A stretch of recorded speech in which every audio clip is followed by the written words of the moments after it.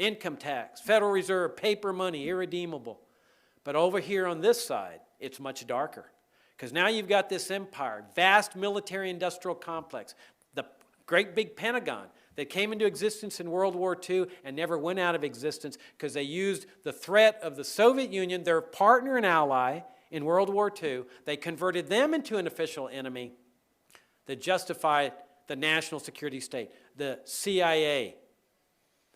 An apparatus that President Eisenhower, a former military general, said is a grave threat to our democratic processes. That John Kennedy said he was going to tear the CIA into 1,000 pieces when he finally saw what this thing was all about. Who didn't trust the military establishment and was trying to do everything he could to end the Cold War in personal negotiations with Nikita Khrushchev at the time he was assassinated. And then 30 days after that assassination, former President Truman says that the CIA is a sinister force in American life in an op-ed in the Washington Post you can find online.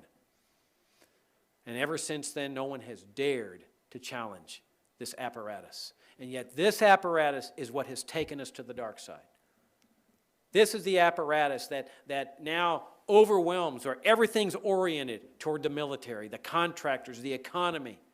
But most important, this notion of keeping us safe with the power to assassinate us, the power to execute us, the power to torture us, and they've done it.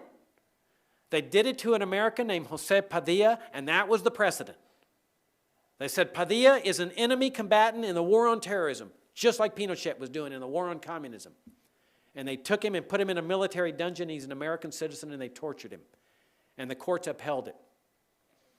And then, in the total fraud of the courts, they turn around and they make him a criminal defendant, because we all know that terrorism is a crime. It's in the U.S. Code. They prosecute terrorists in federal court every day.